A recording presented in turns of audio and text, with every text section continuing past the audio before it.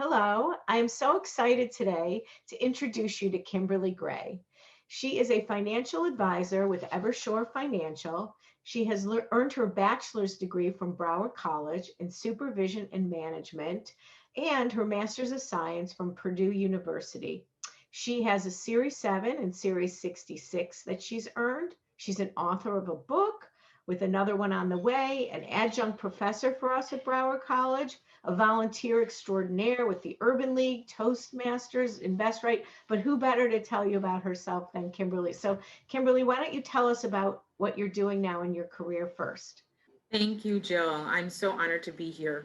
I am a financial advisor with Evershore Financial, and right now I am growing my business.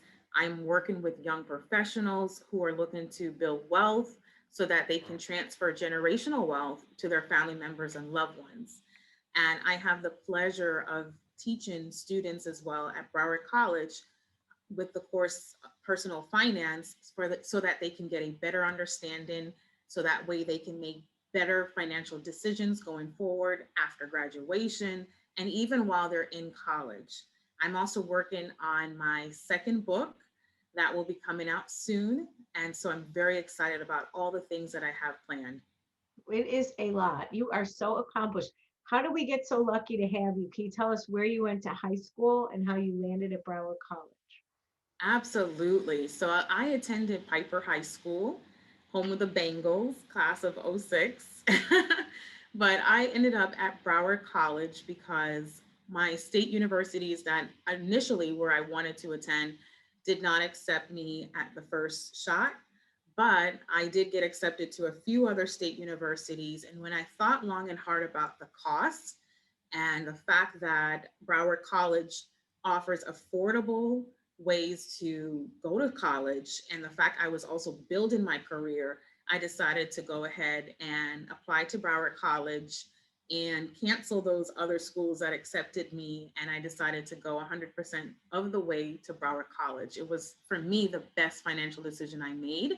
And for my education, it was also the best decision I made because it allowed me to have time management. It allowed me to experience building my career while going to school because of the class settings and the many different locations that were available here in Broward County. Yes, and I know you've had some other places that you worked that gave you good experience. Were there any teachers or anything that stood out about Broward College that you wanted to share? The teachers, the professors were great. I would say, to be honest with you, I believe that I had the best quality of professors because not only were they there to teach, but they were also in their 9 to 5. So I was able to gather real life experience from these professors. A lot of them were able to break down complex concepts, and they made it very simple for me to understand. And I believe that that also allowed me to excel because I understood the material. And I think that Broward College has really good quality professors because I did go to other universities during my time, but I came right back home to Broward College. Well, that's great to know because you certainly have passed some very rigorous tests, including getting your master's for your profession. So, what advice were you given that has helped you to become so successful? One of the best advice I can think of is trust the process. A mentor told me that because there are times that we're going through school or just life in general, and you're wondering why me, you're stressing about school, you're stressing about the classes, or maybe you're not understanding the material. But in the end, you have a goal and you have, time and you have a plan to get to those goals. So you have to trust the process. You have to go through it. You have to go through with a positive attitude because that's going to determine how well you go through that process. So I think for me, that would be the best bit of advice that I received. Oh, that's awesome. So, do you have a favorite quote that you like that you want to share? Yes. So my favorite quote is actually by our former First Lady, Michelle Obama. And I always say this today, when they go low, we go high. And it just reminds me that you also always have to have a positive attitude. Even if someone's being negative to you, you don't stoop to their level. You have to rise above that, and you still have purpose, and you can still excel. Yeah, that is a fantastic one. That is really great. So why don't you tell us something that you're super excited about that might be coming up? Well, for me, honestly, is it's my book. My first book, I really dived into a lot of my personal financial journeys.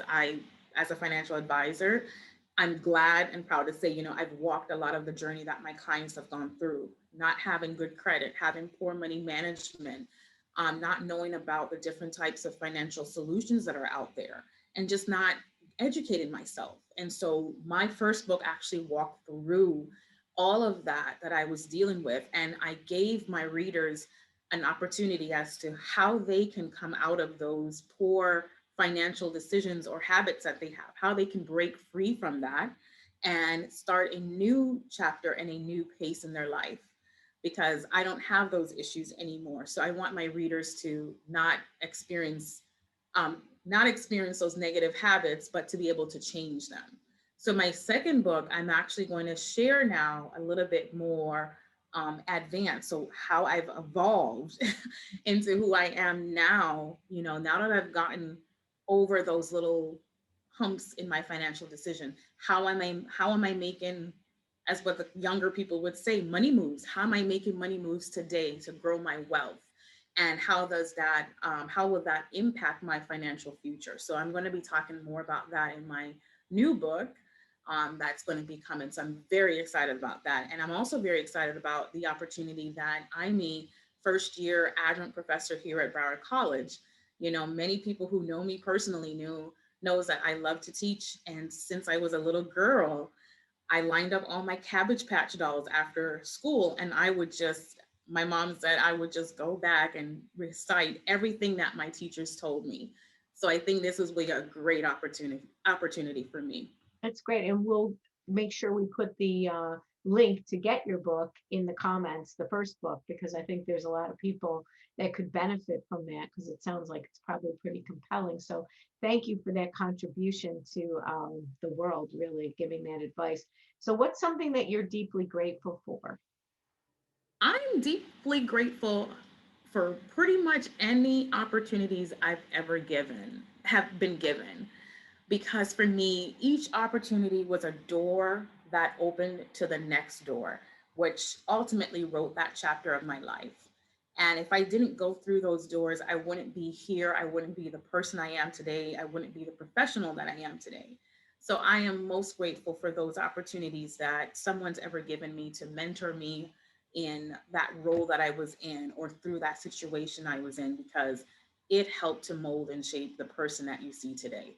That is great. Now, you're also very much involved in the community, and you have, I think we talked about a couple different volunteer roles that have been very, very instrumental in helping people grow. So, will you tell us about some of those opportunities that you've done, the Urban League and Invest Right? What are those all about?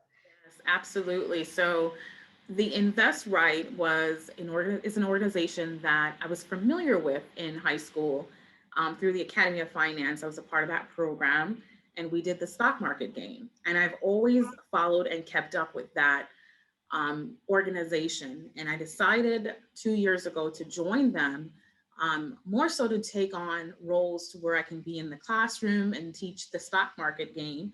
But unfortunately, due to COVID, that could not happen because schools went virtually.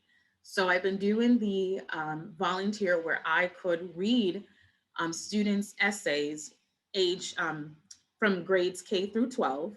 And what they're doing is writing essays on things that they've learned virtually through their instructor about the stock market and even about financial decisions that they need to be aware of for their particular age group. And I will judge the essays so that way they can be able to they can get a prize to be able to go to college for scholarship money. So that's something that I love because I love to read. Especially, I love to read the middle schoolers, their point of view or their perspective on what it is that they've learned in their classroom regarding the stock market, to be able to share that Oh, great. And for the Urban League, you're a VP of Professional Development for the young development. professionals. So that must Yes. be exciting. It is exciting. It is a very hectic role. I love it because it allows me to be creative and to think outside the box. Because as young professionals, we need all the resources that we can get so that we can move up from entry level all the way to senior management if that is our desire. So I put on special programming for the membership base so that the way they can learn to, you know, be able to build up those skill sets to be able to transfer them into their roles. So we talk about resume writing, we talk about LinkedIn, we talk about speaking engagements, and even down to how do you make financial decisions. So we have those kind of conversations. And we also talk about entrepreneurship because some professionals, they don't want to just have a career, but they also want to build a legacy through having a business. Well, that sounds unbelievable. I'm so glad that you do that, and everyone is so lucky to have you in this world. Thank So, you. are there any other words of wisdom? I know you've been given advice and you followed advice. What advice would you give to others to try to accomplish maybe a little bit of what you seem to accomplish in such a short period of time? I would give the same advice. It's just to stay the course and trust the process because it's not going to always look bleak. It's going to be you're going to go through that process, and at the end, you will see the sun. You will see the end game. You will see the accomplishments on the other side. You just have to go into beast mode, as I always say, and you have to just put your best foot forward, and you have to, lean on people in those processes. So lean on your professors. They're a great resource for you as you're going through college. Lean on mentors in the community because they're also another great resource that will give you some influence so that way you can get into those opportunities, doors can open. But definitely, definitely, I will give the same advice. Stay the course and trust the process. It will get better. Well, thank you. Thank you so much. It sounds like there's a lot more that you are going to accomplish, and we will definitely follow you and your career very closely. So thank you so much for your time. I know you're busy with so many different things. So thank you again. It was great talking to you. Thank you, Jill. Thank you for having me.